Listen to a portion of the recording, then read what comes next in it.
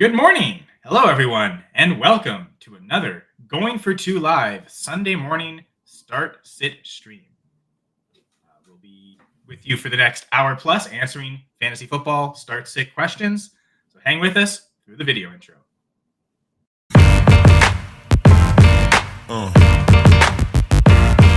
Yeah. Yeah.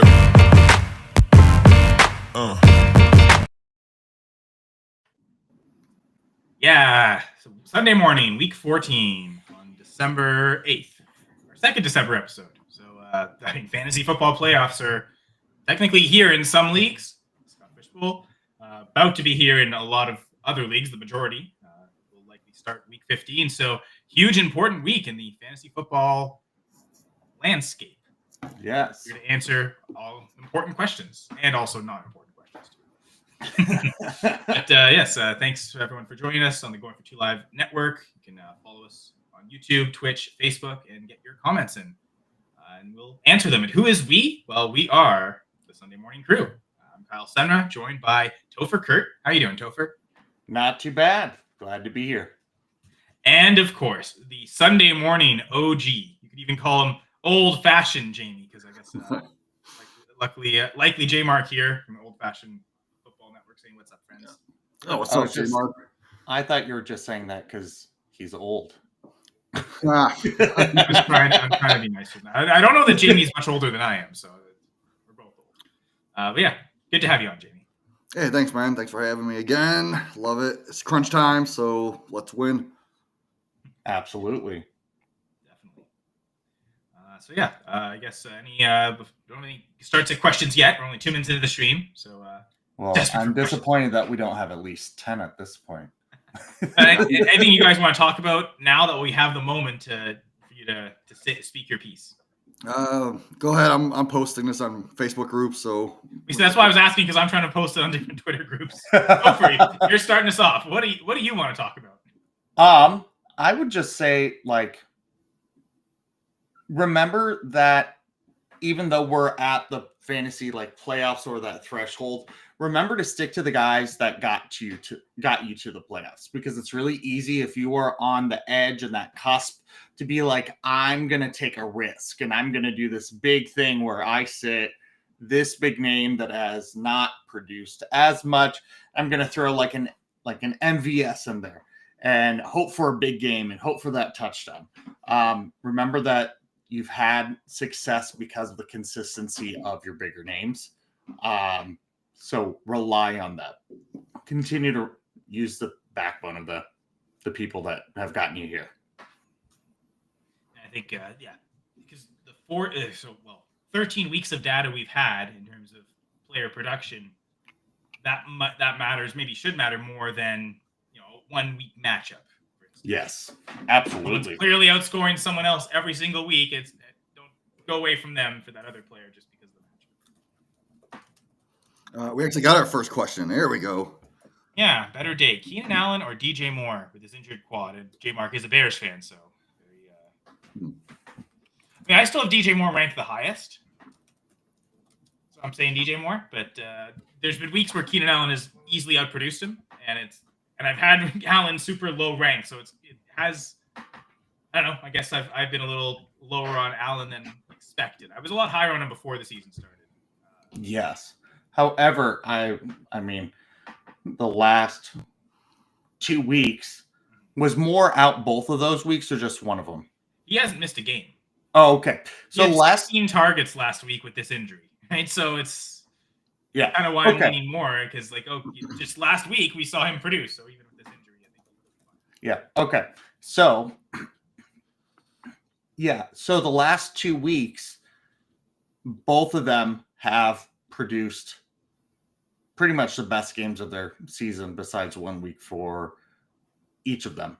But I think you go with DJ Moore because he's been giving you more consistency. You've had a lot more down weeks from Keenan Allen.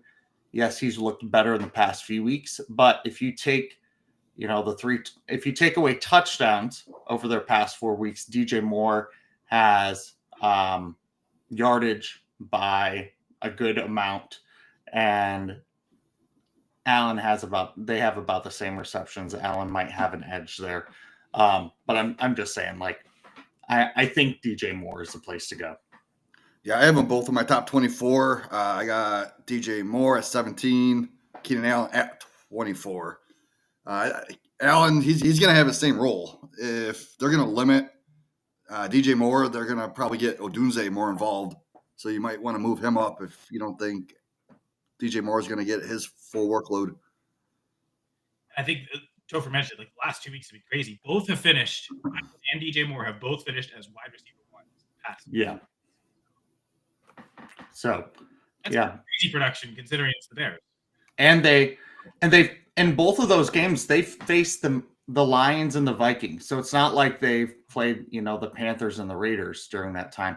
They faced the 49ers this week, and the 49ers are not the 49ers that we've known for the past decade or so. Like, these 49ers are struggling. And so it could be another great game for them. Ian Rappaport just tweeted out that Alexander Madison and Raheem Mostert and George Pickens are all inactive today. And then Bucky Irving and Malik Neighbors and Alan Lazard are in. Oh, son of a bitch. George Pickens is out. Yep. George Pickens is out. I don't know. I guess it's a little early for the full inactive list to be out, although we are getting some teams. I'm trying to see what other names are relevant. Cedric Tillman's out, but I think that was announced yesterday. So yeah. I think that was planned. That was known about. Oh, I do love this question here. Is Blake Corum startable in flex deeper leagues? I'm actually starting him in one league because I have to. It's either him or Kenneth Gainwell. I'm going Corum. That's how ugly it is. Yeah. And yes, he is going to get more touches. And yes, he is the better running back over Kyron. They just need to realize it. So, also, Raheem Mostert is out as well. Yeah, I did say that. You did say that one? Okay. Yeah, okay. You see, I care so little about it. I ignored when you said it. I did not know Joshua Kelly was on the Titans, but he is inactive today.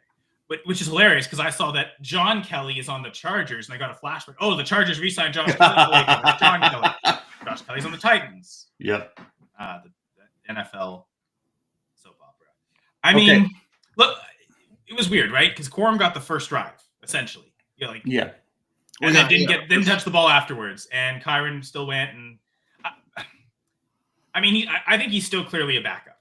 If you're desperate enough where you need to play a backup running back, sure, but I'm not advising starting Blake Corum. And the thing is, last year, if you noticed, Kyron was breaking down at the end of the season because they were giving him all that workload, and they still give him the same workload this year. It's the time for him to start breaking down. I mean, I think he got the foot injury a little earlier than this last year. Right? I mean, he missed that month with the foot injury and then came back and got the full workload anyway. So I'm just going to assume, I'm still ranking Kyron as a top 12 running back until something shows me otherwise. Yeah. Yeah, I mean, I'm not taking Kyron out of my rankings. I think I still have him. I got him at 18th right now. I felt that was like a tier break because I've got Nick Chubb at 18 or 19 or 18. Yeah. And then, Braylon Allen, Charbonnet have kind of moved up into that top 21. But it felt like those were all the volume guys, and then everyone below that is like the backups or the guys splitting work. So I suppose that makes sense. Any lower than that is probably pretty crazy, though. Yeah. It still gets the more the volume. Doesn't matter that Corum was the starter. Kyron still significantly outtouched him. He had 16 touches last week. How many did Corum have? I think 5. Corum, how many touches? Let's see. Because I've got Blake Corum at RB 43. To me, he's not startable. Blake Corum touched the ball 8 weeks, 42 yards, played 32% of snaps. His season high had a 5.25 yard per carry. That yard per carry has gone up every week for the past 4 weeks, from 4 to 4.2, 5 to 5.25. You also have to take into account that 2 of those weeks he had 2 carries and 1 carry. So that increase is very based off a very minimal data. Looking here in half PPR, Blake Corum's best RB finish is RB 40. And that's his best. Like, so that's not like there's weeks where he's RB 89. I think it's a stretch too far to be playing Corum. Especially if it's such an important agree. week. Like if this week means nothing for you and you just want to play Corum for the hell of it, sure. But if you actually need to win this game to either get in the playoffs or get a first round bye, I don't think you can trust Corum. He's more of a next year play. Is he though? Kyron's still on the team. I think Corum's more of a 2026 play. If they want to, we don't want to re-sign Kyron Williams. We want to just build around the running back or the rookie running or the guy on the rookie contract. Sure, I think Corum 2026 he might take over, but the way Kyron's just continuing to earn all the touches or the majority of the touches, it just makes me think that as long as he's there, Corum is unusable for fantasy essentially. Sorry, Jamie, I know you like him. So Pollard, Bucky Irving, or James Conner? Yeah, this is a great question. They're all in my top 15. I have Connor ranked the lowest, but I do like Bucky because, they're obviously going to be in a positive game script. They're going to use Bucky a lot, but he's playing this week. He's active. Bucky, yeah. Yeah, I think even though I got Pollard one spot lower, I think I'm going to go Pollard. The way Bucky Irving's been producing lately, I've got him at RB9 this week. Like to me, he's a lot. He's my 9. Yeah. You see, and I'm lower on Pollard. I've got him at RB20, just with Spears back there. All the best Pollard games came when Spears was out. I know last week Spears barely. I think he got like one carry. That was probably easing him back into action. I expect Spears to be more involved this week, so I'm a little lower on Pollard. And it's a really good passing game matchup against the Jaguars. So if they ever want to give Will Levis confidence and just let him throw it 50 times and it succeeds and leads to a win, this is the game to do it. So that's why I'm so high on Calvin Ridley this week. But then again, in that situation, Pollard can get 6 targets. Has he gotten 6 targets in games when Spears has played though? Because that's the thing, especially the spot where Spears passing down back. So Pollard has received 6 targets in 3 games, and in one of those games Spears was in week 2. Well, and then he also got 6 that was week 7. So he has not received 6 targets. Spears was he had 6 targets last week, but again, so 2 Spears out of played, but they didn't really play him. He was active, but they didn't actually use him. He was only on the field for 25% of snaps. When throughout the rest of the season, his lowest had been, he had a 21-point percentage, but that's when he got injured. So he had been on the field for 33 as his lowest percentage of snaps and 46 as his highest. So obviously when Spears is on the field, Tony Pollard's snap share goes from 70, like he had 74, 73, 54, 63, mid 60s. When Spears has been off the field, 89, 82, 86, 94. So even though Spears might not be producing as much, he's still taking 20% of Tony Pollard's snap share every week versus when Spears was up. Yeah, so that's something to consider. Me, this is razor thin. I'm taking Connor out of the situation. Either going Pollard or Irving. Oh, man. I'm looking at the odds right now. The odds are pretty dang close, too. About the same rushing yards, same receiving yards. I'm going Irving. I think Irving is going to be a fantasy playoff winner. Yeah, I'm going to stick with my initial rankings. I do have Irving spot higher, so I'm going to go Irving. Maybe I am being a little harsh on Pollard because I'm looking at the early season stretch. He had 3 top 15 games in contests where Spears played. Now, one of those was the game where Spears got hurt. So he was active, but again, barely played. But that at least gives him weeks 1 and week 4 where he was a top 15 guy, even though Spears was active. So you might want to move Pollard up a little bit past the 20 mark, right? Because the problem that I'm having is I've got Braylon Allen ahead of Pollard. With Breece Hall out, I expect him to get all the work. And in a situation like that, I don't know. I don't like Pollard splitting. I actually have Connor ahead of Pollard, so he's the guy I would take out. But I think we're all of us have Irving the highest, right? Yeah, we're all agreed on Irvin on this one. Yes. At this point of the season, I think he's a must-start every week. Never take Bucky Irving out of the lineup, Justin. And just like I agree. Topher's question, Yes. starting Bucky Irving, clearly not taking Bucky Irving out of the lineup, but Nope. with that, are you going Rashad White, Elijah Moore, or Marquez Valdez? Whew. Now, if I had this, man, I'm gonna let you go first because this one's tough. MVS can't keep getting away with it, right? Like he's not getting enough targets to justify it. No, this is between Elijah Moore and Rashad White for me. Yeah, I think so. That's what I thought too, but I wanted to throw MVS just No because. Cedric Tillman. I think I'm leaning more. How high do I have? Yeah, I mean, he's been getting the targets. I mean, he's the Wide main receiver slot 47 guy. for me, which probably does seem low. He was wide receiver 67 2 weeks ago when they played the Steelers, but snow game, so maybe take all the numbers out of that game. So I'm also a weird patterns guy, so I'll tell you about this. When you look at Elijah Moore's last 6 weeks, 6 weeks ago, he didn't have a great game. Then he had one. Then it wasn't. Then he had a great one. He didn't have one. Last week, he had a great game. So I'm obviously this is a very fictitious concern, but just I'm a patterns guy. I'm like, that's my hesitancy. Like he's been literally off and on every other week. Well, the Steelers are only allowing 7.3 points to the slot, which is the best in the league against slot receivers. Yeah, he was 5 targets, 3 receptions, 21 yards against the Steelers 2 weeks ago. Now, one of those bad weeks that Topher was mentioning, he had 9 targets against the Chargers. Like that type of volume is exactly why we don't want MVS and would go for Elijah Moore. That's true. But that is true. He got on 9 targets and half PPR, he scored 4 fantasy. That's really inefficient with those targets. Yeah. I should have said this is half PPR. I should have stated that in my question as well. Mobby.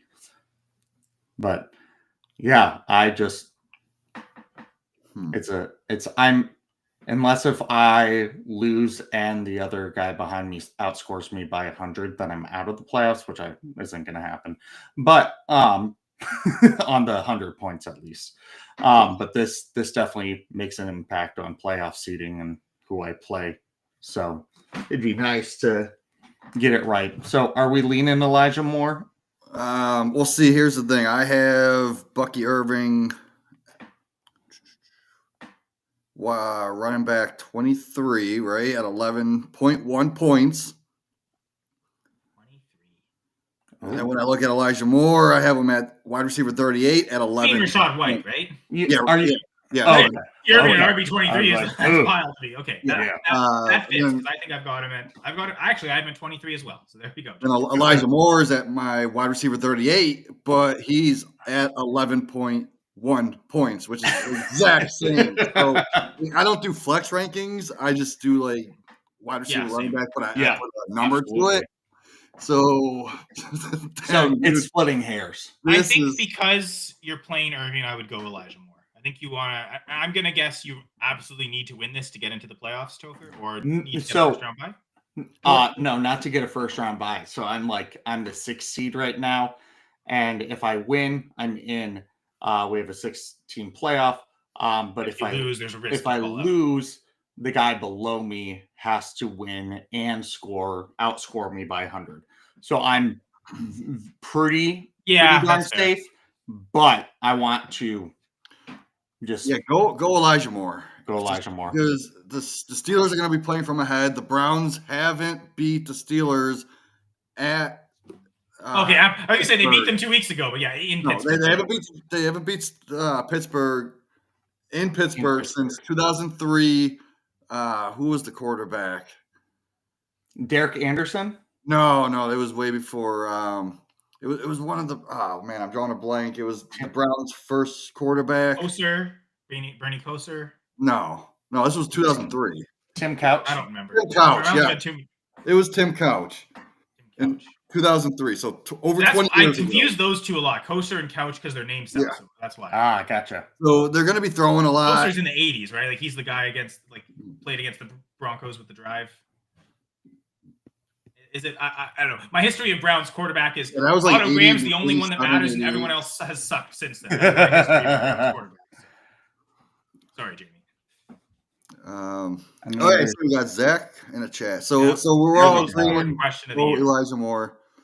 I want to ask Zach, did you start JSN over McConkey last week? Yeah, that was not my. I was How did they I finish? was very upset. Actually, don't even know. Yeah, JSN that didn't do much. McConkey was like a top 12, I believe. Jason- Oh, right, yeah, I guess that's Jason- right. They were talking about it. Now hold on. I would not say that JSN did not do much. He had 74 yards. And he had a carry for 5 yards, one carry for 5 yards. But he had 79 yards on 4 targets, 4 receptions, and 1 carry. So if he would have scored a touchdown, yes, McConkey went off last week, and then I'm not denying that. But if he scores a touchdown, we're not complaining about what JSN did. Yeah, He finished as the wide receiver 34. Like, that doesn't necessarily sink you. Like, Elijah Moore did a couple weeks ago as wide receiver 37. Yeah. So, and obviously Ladd had his biggest non-touchdown scoring week of the season. So he corrected it was JSN versus Pickens. My bad. Okay, but Pickens did Pickens score? I think Pickens scored a touchdown. Yeah. So Pickens had 3 catches for 74 yards and a touchdown. So JSN had 1 more reception, same amount of yardage. Touchdowns are volatile. So it's besides the touchdown, it was pretty much a wash. Yeah, my bad. I was thinking of that going for 2 chat that we had with someone's question. Oh, okay. Yeah. But anyway, so is it Hopkins or Addison? What do you guys think? I'm looking at half PPR. I was saying half PPR, they're like separated by like 2 spots. Let me check full PPR. Scroll down my list. I got Addison at 31, about 12.8 points. Hopkins at 36 for 11.2. So a little bit jump into points, but not too They far are 1 spot apart in my full PPR. But Addison is ahead. Yeah. I'm leaning Addison.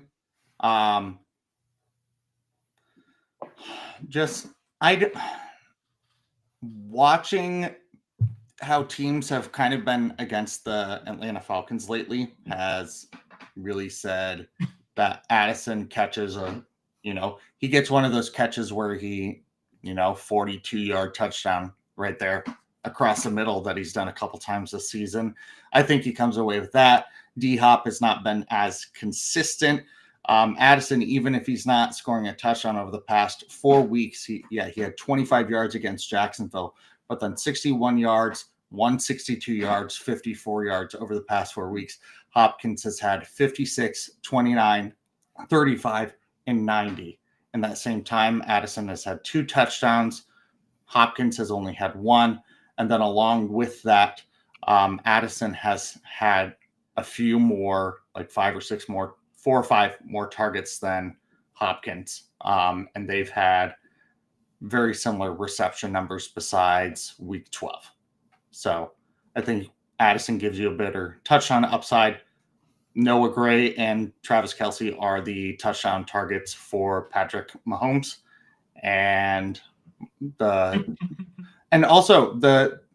as we're watching every single week, the Chiefs are not blowing teams out. They're winning their games on the last play of the game. They're struggling. They're finding a way to get out of it every time, but how many times can you get out of a trap before your team just flounders? I don't think that D-Hop is the guy I'd play this week. I think. Yeah. Go ahead, Jamie. I was going to say, to be fair, I do have Darnold at my quarterback 7. Why so low? I got him at QB4 this week. I'm crazy about Darnold. No, I'm just kidding. Dang. QB7 is a very respectable. You know what? I'm going to move. Jamie. I did have Caleb at 6, so I'm going to put him above Caleb. So, yeah, I'm going to Darnold at 6, and Mahomes isn't even in my top 12. I got him at 14. Okay, then we'll get to that in the next question, but just for the sake of Addison Hopkins, I'm looking at their production, and Hopkins had 1 game with Mahomes where he really hit a ceiling. It was week 9 against the Bucks. He put up 29 fantasy points, a pair of touchdowns. He has one other touchdown with Mahomes the rest of the season combined. And outside of that game has not surpassed 15 points in any point. So we had this, and wasn't someone else out that game? I can't remember. But maybe not. Actually, I think everyone's back. Regardless, we had that one spike week with Mahomes, but other than that, Hopkins really hasn't been hitting the ceiling. And the fact that Zach says this is the most important question, this tells me this is another situation where he has to win to ensure a playoff spot. Yeah, first round bye. absolutely. Incredibly important game. In those important games, I really am trying to chase the ceiling because I'm going to guess you need as many points as possible. So I'm not worried about Addison's perceived lack of floor. I just think he's got the better ceiling this week.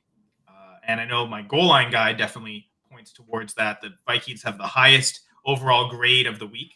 So some touchdown upside with Jordan Addison definitely there. They also have the highest differential of the week too. So now, one of my arguments in my goal line guide article was that, man, AJ Terrell might be the type of corner that the Falcons just let him cover Jefferson one-on-one, which is why I think Jefferson will have a smash week. So that could also take away from Addison. But if they do what every other team has been doing and just double covering him, blanket covering Jefferson, that leaves Addison in very advantageous one-on-one. Yeah. Yeah, because they're going to use the safety help to cover Jefferson. So Addison is going to be freed up. Yeah. Again, we'll see. We'll see again. Do they have confidence in AJ Terrell being that guy? Because he's good enough of a corner that I could see the Falcons justifying, oh, yeah, we're just going to have him lock down Jefferson. Even though it's probably not a good idea. But the Falcons have done things this year that clearly aren't good ideas. So just because they're not a good idea doesn't mean the Falcons won't do it. But yeah, Jamie was hinting at quarterbacks here. Patrick Mahomes, Kyler Murray, or Caleb Williams? I suppose Williams has been on a bit of a tear. I'm a little hesitant. I've got him at QB 15 this week, though. I see. I'm against the consensus. I have him pretty high. Well, I am lower than consensus too. So. Well, I'm higher on him. Like I have him. Right now I have him at QB 7. 7, sorry. Kyler. That's actually where I have Mahomes, and that is where the ECR has Mahomes as well. Okay, so I would go Kyler over Mahomes. So it's for me, it's Kyler or Caleb. Kyler, man, he's just been he's either going to get you 5 points or he's going to get you 20 points. There's no in between with him. Yeah, we saw it those 2 weeks. He went 5 points against the Bears and then 29 the very next week. So boomer bust. Yeah, he's got it's funny. This was the opposite of last year because last year Kyler returning from the ACL injury had no ceiling, but he was constantly getting you 17. Yes. High floor. This year it's changed completely. He's so boomer bust. The problem is against the Seahawks, it was one of his bust games. I was going to say, I think 11 fantasy points. Yeah, kind of what we just talked about with Elijah Moore, how against Pittsburgh 2 weeks ago. They just played 2 weeks ago, Seattle and Arizona. But is this a home game for the Cardinals? Yes, it is. Yeah. In a dome. I know that one game, I think, both teams didn't score a lot of points, right? This could be the environment in the dome where both teams might score more. But, man, the Seahawks really did shut him down. It seems like they had something figured out. Mahomes only had 14 points against the Chargers when they faced in Week 14. But that's when Mahomes, that was that stretch between Weeks 1 and Week 7 where he scored between 14 and 17 points every week. Since then, he's scored at least 17 every week. So he hasn't had that poor of a performance. So I do wonder if we're past, that was so long ago that the 14 points Mahomes scored against the Chargers, that's more than what Murray scored 2 weeks ago against the Seahawks, but it also matters less. I actually have Mahomes as the highest of this group. Really? I would say Mahomes. Lowest. Which is hilarious. So I'm looking at a team. I do have Mahomes and Caleb. And I have Caleb in my roster. But I also don't need to win because I'm already locked in the playoffs. I mean, Caleb has smashed the last couple of weeks. But his floor, he's also like Kyler where he is so boom bust. Mahomes is at least giving you a floor. He hasn't had a single digit point game this year, I don't think. So, at least Mahomes gives you the solid baseline floor. So if you do need, Justin, if you are the favored team, I feel like Mahomes is the best option because he's going to get you 15, 17, 20 points. It'll be in that range.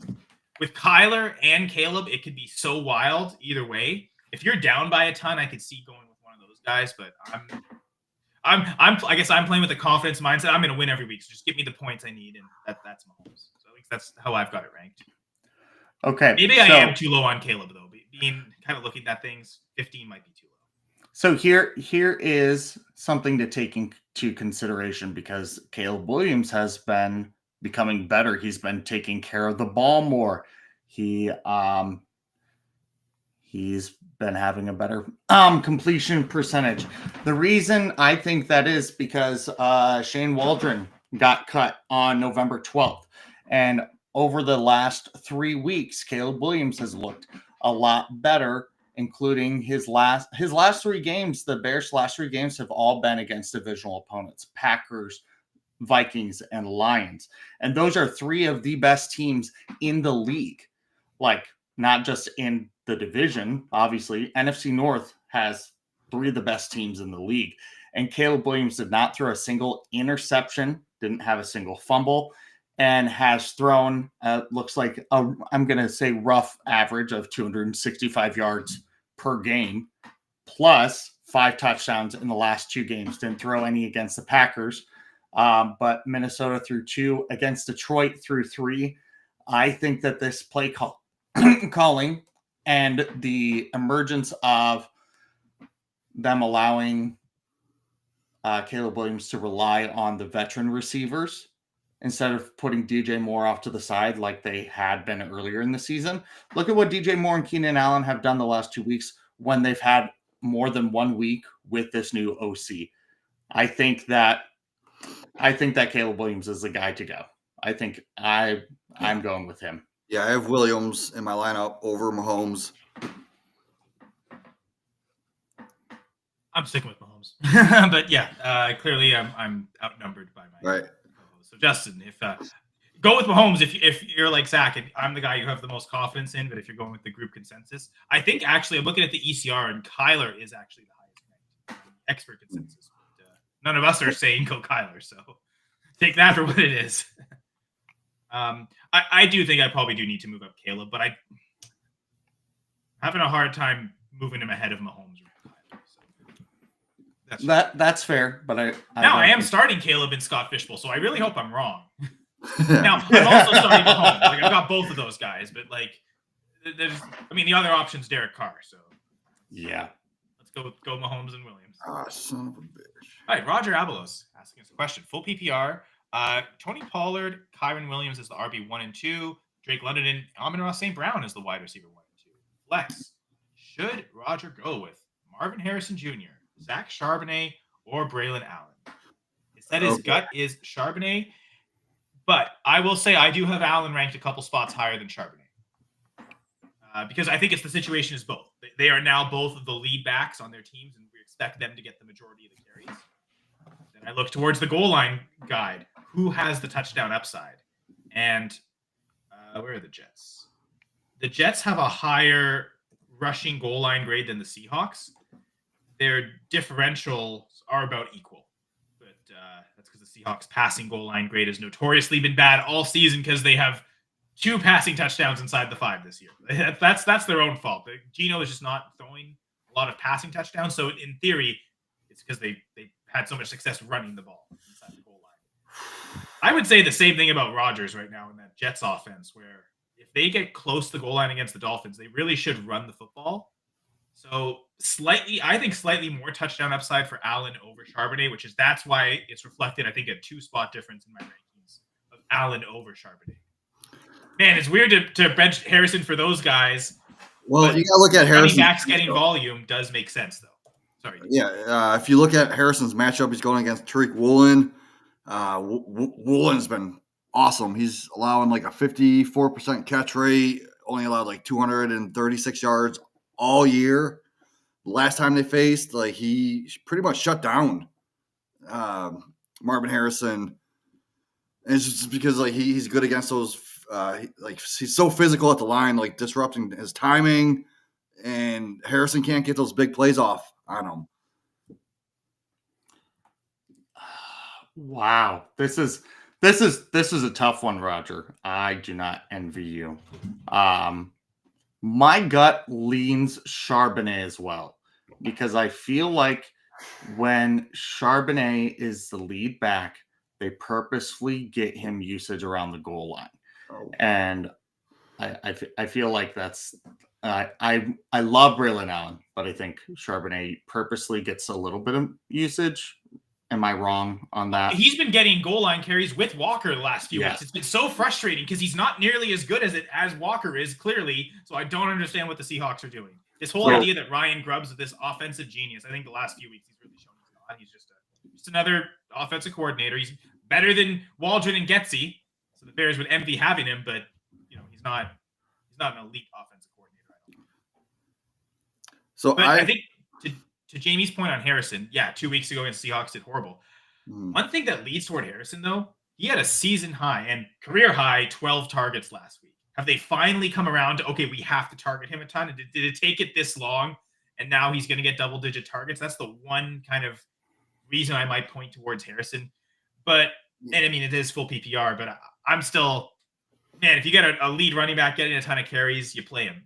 Now you have two. So it's unfortunate that both Hall and Walker got hurt the same week. If this was spread out, you might have had better options in different weeks, but you kind of have both the same week. So again, I'm saying Allen. I know Topher saying Charbonnet. Jamie, who did you pick again? So here's the thing. I'm going to put a pin in this. Charbonnet is in my top 10. I have him at number 8. Brandon Allen, he's down more at like 24. Just because the Jets are trash, they already know it. That's right. I argue the Seahawks have been trash the last few weeks, so they've barely done anything on offense. Well, he's the main back, right? So Allen, you might think that, but they're not playing for anything. So they already know what they have in Allen. So why wouldn't they say, "Hey, I'm going to put in more Isaiah Davis just to see what we have in him"? And give him more of a 50-50 split. And that's why I do have Braylon Allen at, 26 and Isaiah Davis at 29, just because I think it's going to be more of a split. I don't know about that. Because I mean, if you're to that thinking, Jamie, why are they playing Garrett Wilson? Why not just rest Garrett Wilson the rest of the year? You see, I don't think they know what they have in Braylon Allen. I think they want to know. Well, they're playing to get a worse chance right now because, Rodgers isn't going to be there next year, right? So if they win, if they play to win, they're screwing themselves out of a quarterback next year. I mean, it could be a silent tank. Is there a quarterback next year? Because it's kind of seeming like we're not going to get this year's draft class next year at quarterback. Like, there's not going to be 6 guys worth taking. No, there's like 2 or 3 that could be viable, but still. But like those 2-3 guys that be viable might be the 7th best quarterback in history. It does seem like if you needed a quarterback, last year was the year to draft him. If you need to draft a quarterback this year, it might not matter where you're picking. You might be screwed anyway. So So for me, it's Charbonnet. Like I said, I have him in my top 10. That's fair. Even if Braylon Allen wasn't splitting, I would still put Braylon Allen maybe in like the 19th, 20th range.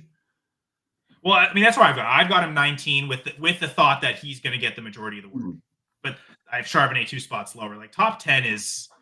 And I'm seeing the guys I have in the top 10. I couldn't take Charbonnet. One of them is Kyron Williams, so clearly Jamie will take Charbonnet over Kyron. I get that.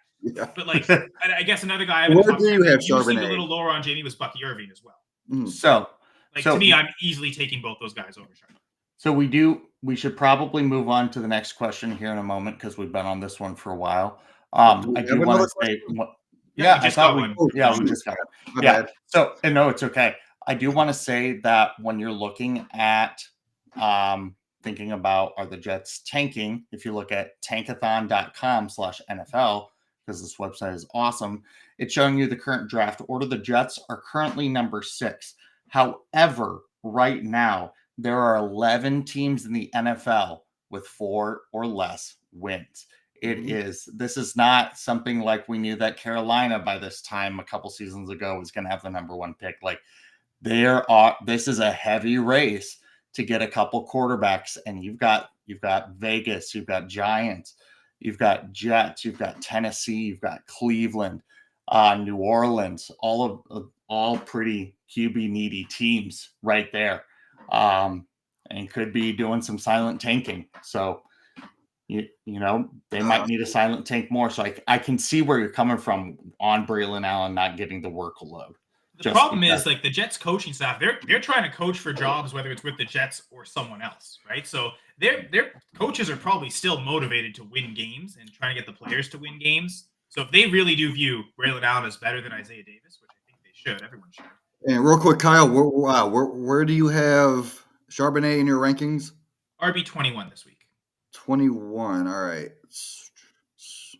I have a hard time trusting the Seahawks offense. They haven't seemed that good, and we saw the Cardinals really shut them down a couple weeks ago. And the Seahawks still won that game because the Seahawks defense did the same. I wonder if this is just another defensive sort of showcase, which then would also mean Harrison's out. I think the one thing I think we all can agree on is play one of the running backs. You're going to get the volume. And it seems like that was Rodgers' gut, was to bench Harrison and go with one of those running backs. And personally, I'm going Charbonnet way over Allen. It sounds like Topher does too, and that sounds like what Rodgers' thought is. I mean, they're 2 spots apart by ranking, so if that's really what you want to do, Roger, I don't think it's a bad call. You're going to get volume either way. Yes. I'm sorry I tried to talk you into Braylon. Ignore everything I just said. We'll go to Dominic Vo's question. Yo, Dominic. Choose one in full PPR. DeAndre Hopkins versus the Chargers, Devontae Adams versus the Miami Dolphins, or DJ Moore versus the 49ers.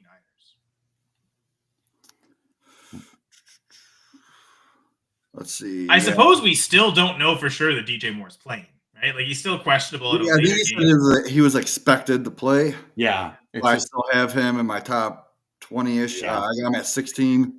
I've got him at 15. 15. Which is higher than Adams at 24 and Hopkins at... I got Adams at 27, so I'm lower than you on Adams. Although this is half PPR. Let me check the full PPR again. But it's enough to say that like DJ Moore is the favorite option. But, okay, so what about the game times? So 5 hours ago, Adam Schefter said that DJ Moore is expected to play. And I guess you always have Hopkins in the night game to fall back on. So yes. if DJ Moore's out, you can always just throw Hopkins in. So Yeah, I would leave Adams on the bench and risk it with DJ Moore. I'm in that same boat. Absolutely. Same. I like that. Hey, all right. So it's either been we're all in agreement or Kyle's an idiot. That's probably a good sign. You're not an idiot. So we didn't say that. Oh no, I definitely said that. That's what I was covering for. If anyone plays in IDP league, no, it's me. That's all me. I will. No one insults me harder than myself. So if anyone plays, but I'll make fun of myself more. Sorry. Jim. There you go. Just the people that are playing in IDP leagues, Kenneth Murray was ruled out. So I hope you have another option. I know. I guess I should look at right now. Davian Clowney's out. I'm just looking at like notable IDP names as I'm kind of scrolling through each. And I have Clowney and Murray on the same team. Uh-oh. That's not good. And my whole bench is on bye. My whole bench is on bye for real.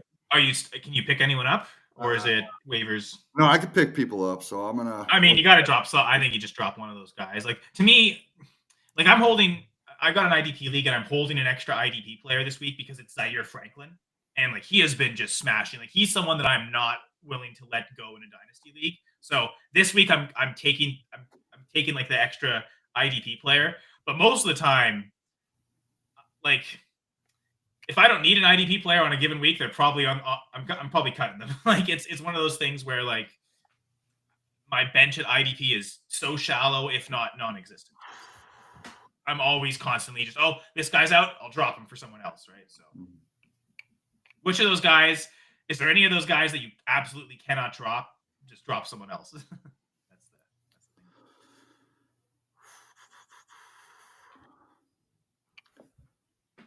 All right. Do we got a question up? It looks like this is more of a theoretical question, right? Like if you're following ECR and you're choosing 2 players, one is wide receiver 13, one is RB 13 in full PPR. Who do you play?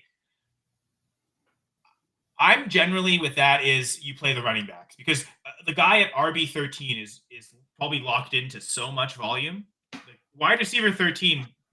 We're expecting a lot of upside, but there is still some volatility if they don't get the targets. RB 13, and unless they get hurt, is basically guaranteed to get touches, and like that gives you the safe floor. And that might not be better upside, but generally, if you got, and that's I think that's almost perfectly for this question because whose question was it? This Roger's question actually. This almost applies to your question because I guess not so much Jamie, but for me in my rankings, I've got Allen and Charbonnet super close, and then Harrison is basically like Allen's RB 19. I think I've got Harrison at wide receiver 19. So that's like the perfect example of that exact question. And I think all of us said running back. So I would imagine, do you guys agree with me on that? That if I'd rather play RB 13 than wide receiver 13 on any given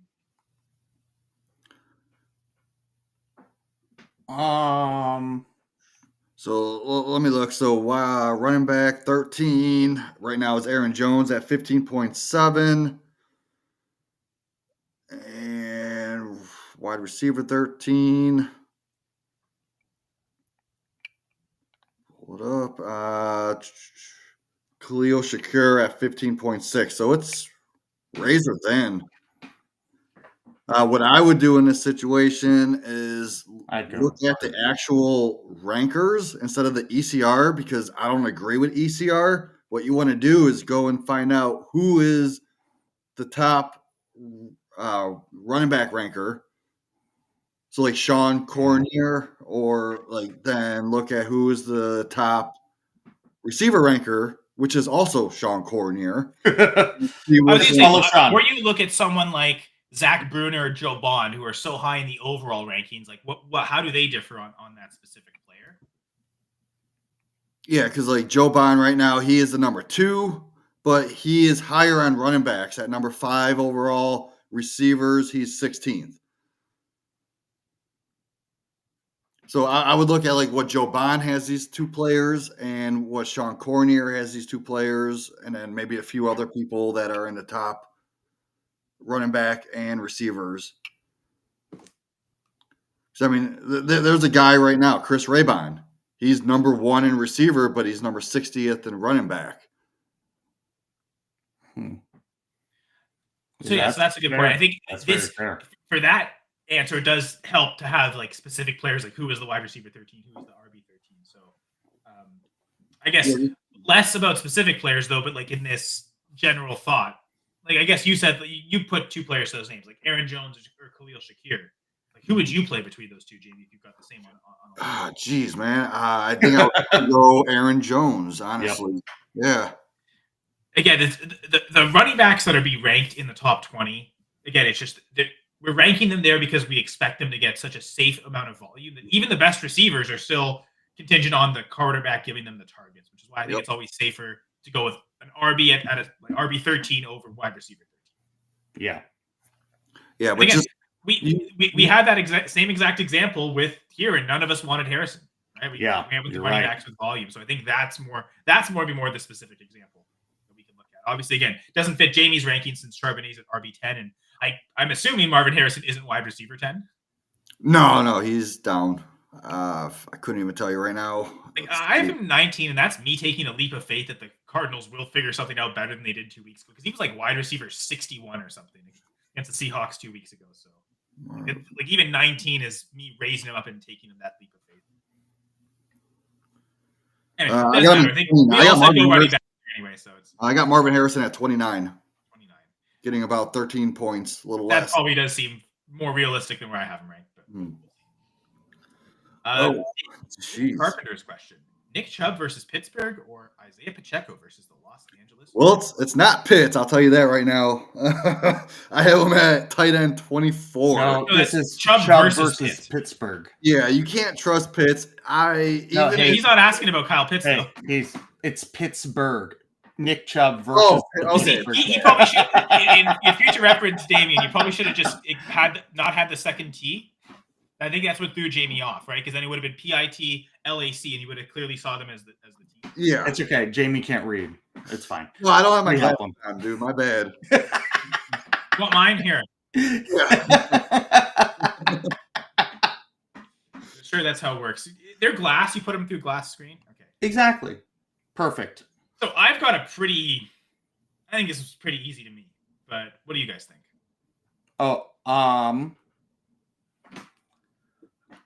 I mean, is Pacheco like starting? Is he getting that full workload? I don't have him on any team, so I don't know. Well, I mean, last week he started and got 7 carries, 1 target. So last week he did not get the full workload. Okay. At some point we expect him to. Is that this week? Is that in the future? Is that only the NFL playoffs? We have no idea, really. Yeah. Are you leaning Chubb then? Yeah, that's definitely where I'm going. That's what until I'm we see thinking, Pacheco get the full workload, I couldn't trust him if you've got another option that's doing that. Chubb was a top 5 running back against the Steelers 2 weeks ago, too. So Yes, this I Well, opponent, that's because it was a snow game. There's going to be no snow this week.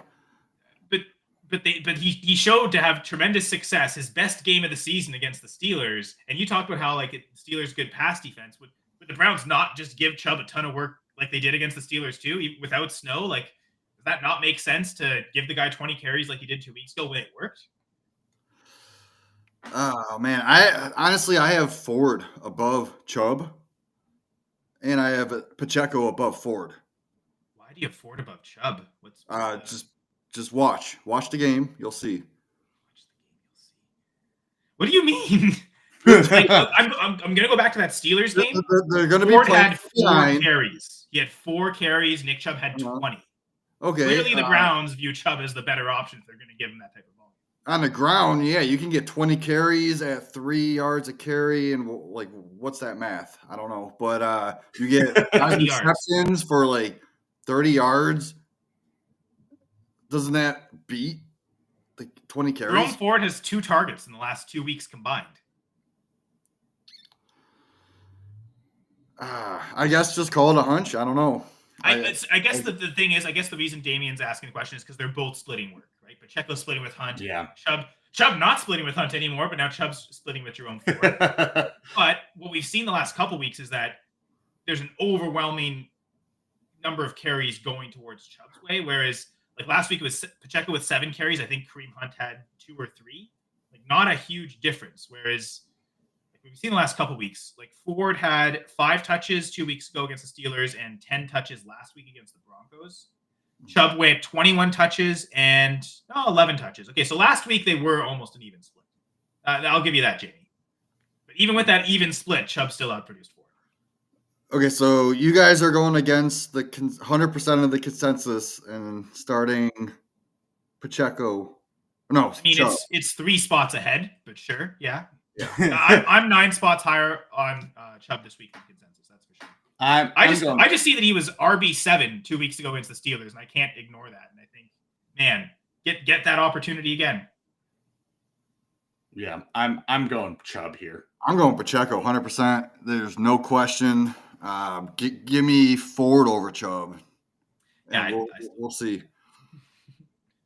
I think long term the Browns should invest in Ford and just let Chubb go. That's for sure, but they haven't right now. So. No, don't do that. Why not? Because I won't be a Browns fan. Chubb's the only reason you're a Browns fan. Not Otto Graham or Jim Brown. It has to be Nick Chubb. Well, they're retired. Are they even alive? Jim Brown's, they're both dead. Yeah, retired. Like, neither of them are alive anymore. Not just retired. I get it. I'm just going back to the good old days when the Browns won championships. No, I think Chubb next year, man, he's going to be a year removed from surgery. They need to re-sign him. He could be that, I don't know, top 15 running back. But right now, no, I don't want anything to do with Chubb. I mean, in future years, if Chubb and Ford are both there, those aren't players I really want to invest in terms of like season long, like drafting them in redraft or got them in dynasty. Just because I think Gibbs and Montgomery. Yeah, but the Lions are a way better offense than the Browns. Obviously, though, right? It's like a discount dollar store version. Well, discount, yeah, you're not getting as many points. Yeah. Like, have the Browns put up 50 points yet this year? The Lions have already done it like multiple times. And yeah, Damon, I was more. That was more just about Jamie. Like that was us giving an opportunity to rip Jamie. So don't you worry at all. Thank you very much for the question. Because I saw that and I thought it was very clear and obvious what you said, Damien. No one should suggest Kyle Pitts. That much is true. Like the logic is no one should be starting Kyle Pitts ever, right? So no one should ask about starting Kyle Pitts. And I mean, Mike says Jamie can't read with or without glasses. So Hey, man, I read like Hop on Pop and Green Eggs and Ham to my kids. I can do that. Dr. Jamie, folks. And yeah, if you love all the stuff from Jamie and Mike, check them both out on the Fantasy Cheat Sheet on Tuesdays. Justin, with another question. Yeah, we're gonna have our award show in a few weeks. Wear a suit and tie. So yeah, we're done on Tuesday nights, and next up is our award show. All right, Nice. and that is still going to be regular time, Tuesday, 9:30. Tuesday at 9:30. Yep. 9:30 Eastern, 7:30 Mountain. In case Gladys is watching, co-host with me on Monday nights. So if I didn't completely annoy you today and you want to check out more of what I have to say, Monday nights, 7 p.m. Eastern, 5 p.m. Mountain. Justin Pierce, another question. So Jacoby Myers or DJ Moore, and I think I've got these guys back to back. Am I right? I have them very, very close. I got DK Metcalf in between them, but I got Myers one spot ahead. Yeah, I've got DK down at like wide receiver 26 this week. I do have Myers one spot ahead of Moore. The ECR has it a bit different. I actually am in line with ECR. Jacoby Myers at wide receiver 14. Moore's ECR is wide receiver 22. Oh, so I'm higher on Moore. Yep, same with yeah. Myers, Myers, obviously, because I have him at 14. DJ Moore at 16. All right, goal line. The goal line grade. Okay, so the goal line grade itself favors Moore. The Bears' goal line grade is 75. The Raiders is 69.25. So touchdown upside from that perspective, as slight as it is, leans towards DJ Moore. That's basically the difference of an average grade to a below average grade. But the Bears' rushing goal line grade is so high that their differential is actually minus 14.5 for the pass game. The Raiders' rushing line is actually lower than their pass game. So that's technically does mean the better touchdown upsides with Myers, because the Raiders are more likely to pass, slightly more likely, but still more likely to pass inside the 5 than they are run it. The one complication, though, is without Roschon there, do the Bears just not run the football inside the 5 because they don't have anyone to do that? They just throw it every single time. Yeah, Roschon's a big hit. Yeah. I don't even know if the Bears are going to score without Roschon. Yeah, I mean, 49ers have just been completely decimated by injuries. Their whole team is a disaster. They're just allowing tons of points to everyone. But yeah, Roschon's gone, so the Bears won't score. They'll kick a field goal early, thinking that, okay, we'll just get a field goal on the opening drive, and then we'll keep going and then not score a single point. As a Packers fan, I would love that, because Bears misery is fun. Yes, absolutely. Although I'd prefer that if it was the Lions or Vikings being miserable, because they actually look like good teams. Yes. I mean, so I'm leaning Myers. What about you, Topher? I'm leaning DJ Moore. I think this offensive coordinator change in the Bears has what the offensive off-season hype was about this Bears offense. I'm wording this very poorly. Rewind. The off-season hype about the Bears offense and how much Caleb can do with it is now coming to fruition because of this offensive coordinator change. We even knew going into the season with how Tyler Lockett talked about Shane Waldron in Seattle and how the route running was very limited, the tree was limited, how all of that was stifling to the offense, even though you had 3 tremendous receivers there and a tight end that was just signed to this long extension with Cole Kmet. As a Packers fan, I hate to see it, but the Bears are churning because they've taken out the trash. I'm going to JSN. What do you think about Shane Waldron? Is this live? he's a good guy. Yeah, that's it. That's all I got. He's a nice person. Yeah. Apparently too nice. Apparently that whole staff was too nice. Players weren't held accountable. That was a big problem with Eberflus. Seems like Thomas Brown will hold players accountable, and that's good. My only concern with them is you've got Thomas Brown, who goes from running backs coach last year, interim OC, passing game coordinator, interim OC, interim head coach. Like, is he getting too much responsibility? Oh, he's figured out the offense. It works. Let's make him head coach. That's a bit of a risk, because now suddenly, if he's focused on everything else, is the offense not as good? Clearly, though, like you said, Topher, they've made a schematic change. they're going to throw the ball quickly. That seems like that's Thomas Brown's whole thing. Caleb, throw the ball quickly. We're going to set you up to throw the ball quickly. Do it. That seems like that's all that was changed. Just we're calling a bunch of screens. Yeah, because now DJ Moore's got a ton of targets on those screens. Yeah, so I think you just have to. I think you go DJ Moore. Jamie, do you we riffed enough for you to get a clear It's answer? razor then. Flip a coin. If it was my lineup, I would start DJ Moore. Now, Justin, I actually do have something. If this is the same lineup as this question with the quarterbacks, Murray, Mahomes, and Williams, and you choose to go Caleb Williams, it probably makes sense to stack and go DJ Moore.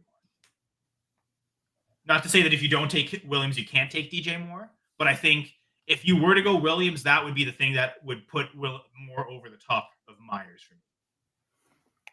Because then you're like, okay, I'm already betting on the outcome that Williams has a great game. Moore is likely the beneficiary of that. Yeah. Now, I guess the one question, so the tricky thing is they're both later game questionables, so we don't really know if either's actually going to play. So I guess that doesn't even matter at all. So if neither plays, then you really have to go find someone else. Yeah, that's true. Like I said, I've got Myers in the rankings, but it's one spot, so I definitely can't fault you either way. Sorry, we didn't necessarily give clarity there. I got a question. Braylon Edwards, that dude's like 40 years old. Is he still playing? Braylon Edwards. I don't think so. I mean, I remember him. Did that mean to be Braylon Allen, I wonder? Oh, yeah. Allen. He is Braylon. Let's just pretend it's I think Braylon Courtney Allen. got used to saying Braylon Edwards because he was such a good player. Yeah. Unless it's Braylon and then comma Edwards. Like, is there, because it's the only like player a Gus Edwards. Like a Gus Edwards. Definitely don't play Gus Edwards. Like, if that's the option, you keep Edwards on the bench. A tough Chiefs defense for run attacks. Like, it just... I think you start Neighbors. Got to start Neighbors. I wrote him up in my wide receiver cornerback article. Even if he's limited, I think he's still going to do great. Are they a later game? I guess they are. I was going to say, do we not know if Neighbors is active yet? I think Neighbors is active. Yeah. He is active. Yeah, he is active. Yeah, he wasn't on the inactive list. That's right. Okay, so yeah. So Neighbors is good. He's in. I agree. Neighbors is playing. You start him. I mean, yeah, it is Braylon Allen. Okay. I mean, I talked about it earlier. Like, you got a volume running back that's expected to get most of the work. I know maybe Jamie's hesitant there to think that, but I'll take that over. I mean, I'd start Braylon Allen over Neighbors. Luckily, you don't have to. You start two of the guys, but I'm definitely going Braylon Allen. Yeah. I'm going Neighbors and Allen. Yeah, those are my two. I'm going Neighbors and Mooney.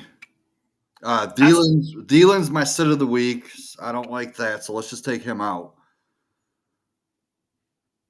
I actually have Mooney and Thielen one spot next to each other, but I'm way higher on ECR than Thielen, like 8 spots higher. He's like wide receiver 41 in ECR. So I'll buy that argument.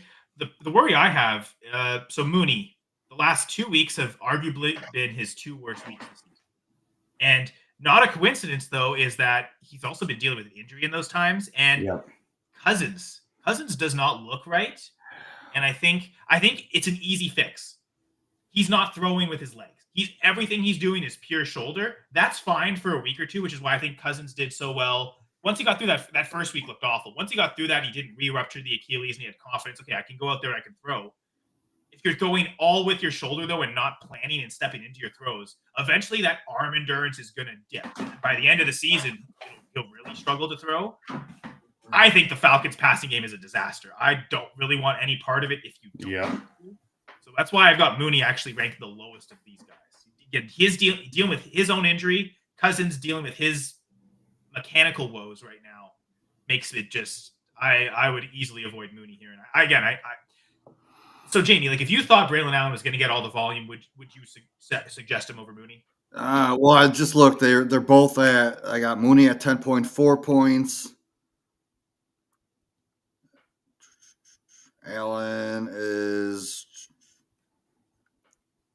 10.4 points. So. And what do you have? So, like, do you have also like the number of carries? Or are you just projecting points? Just projecting points. What do you have Isaiah Davis at? Isaiah Davis, 10.1. You see, that to me is weird that they'd be projected the same. I know you already made that argument. You think it's going to be a 50-50 split. I'm not convinced of that at all. I would almost say you take half of Davis's points and give Braylon Allen 15 and Davis 5. I do see that situation. If the Jets are trying to win, then yes, it would be Allen. I just don't see professional football teams trying not to win games. Like, I know the ownership and management might want them to tank for the picks. I mean, have but you the ever players on the seen, field and the coaches, they're almost all of them are anti-tanking, because if they play so bad, that's their jobs potentially. Like they might, it's not even jobs with this team. Like that might be future careers. Like no one wants to have them. So just to counter that point, have you ever seen the Browns play? Yeah, yes, Jamie, they're so bad. They're trying to win every game, but they just hey man, they had it with Baker, and they just made a really poor quarterback decision, and that's just derailed the franchise entirely. But they still try and go out there and win every game. They're just not good at it, right? And not to say that, like, I don't think the Jets are going to win this, but I also don't think they're just packing it in and saying, "Oh, we're not gonna go." Like, I also don't think they know what they have in Braylon Allen. They want to see what if we give him a ton of carries without Hall, what do we actually get? I think that helps their future team too. So I don't know. I'm pretty easily going Allen. I'd go Allen over Neighbors, like I said. I just believe in the volume. I could be wrong. So Neighbors and Allen, do you think Thielen's going to get enough volume to actually do something? Well, that's why I have him ranked ahead of Mooney. Yeah, I think so. But to me, not enough volume that I would go away from a running back who's guaranteed volume. I guess he's not guaranteed, that I expect to get volume. Yeah, I know. Philly's been playing pretty good in their secondary lately. So the safe play right now would be Neighbors and Allen, and I wouldn't argue with that. Yeah. Where are you going? That's where I'm going as well. Yep. All right. So Justin again, Jordan Addison or Darnell Mooney. It's funny, it's the same names keep coming up. Yeah. Hey, everything I just said about Mooney, it's easily Jordan Addison. Yeah, we talked about Addison earlier. Definitely back over Kirk Cousins, which is a weird statement to say, but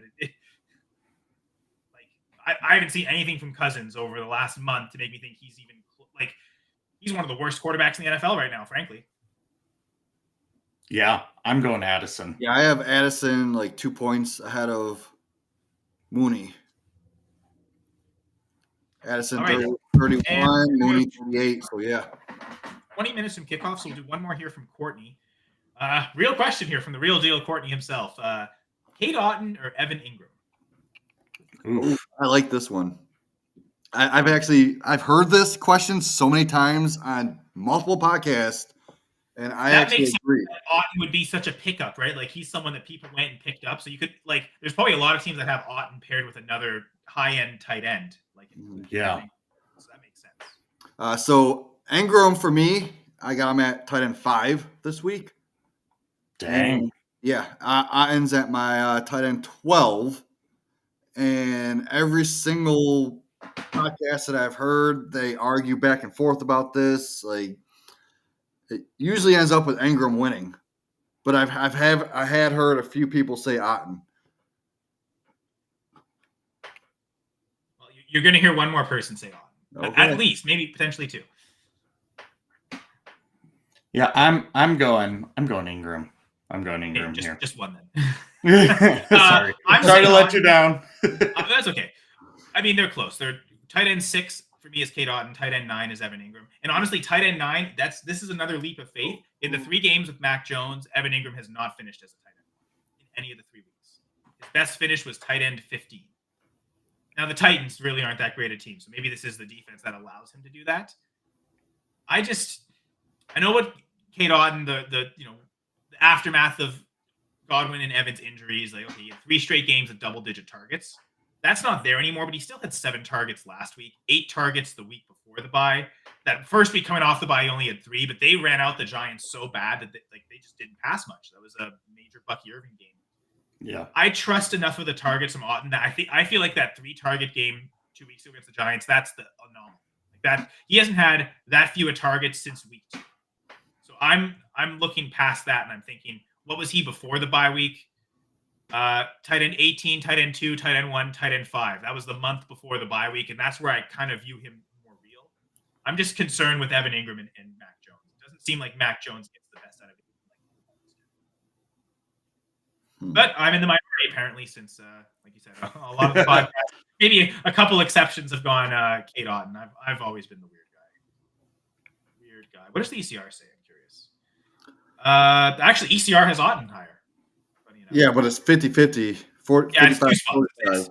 It's, to me, I thought as much as Ingram's been bad, he hasn't been a tight end 1 with Mac Jones, but the targets that he's getting, I couldn't put him any lower than tight end 9. To me, that was the cutoff point of the tight ends that consistently get targets are all in the top 9, and everyone else below. So they're both, to me, in that range where they're going to get consistent targets. So I don't think you could go wrong either way. I know Jamie and Topher both said Ingram. I'm going to stick with Otten. One of the top 5 tight end rankers has Otten at 8 and Ingram at 10. And that's why the ECR match is that everyone follows his rankings. Yeah. But yeah, I don't know, man. It's close. Like I said, I'm against the consensus. I have Ingram at 5, and around 12. Yeah, so definitely. Again, I think you're getting 2 volume-based target earning tight ends, and the only way you're not playing one is if you have another one.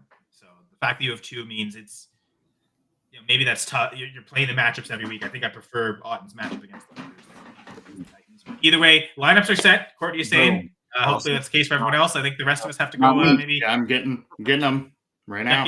Yeah, I've got. I've got my list of questionable players to check. So it's not. It's more than we've had the last couple weeks, to be fair. But yeah, not super. It definitely has.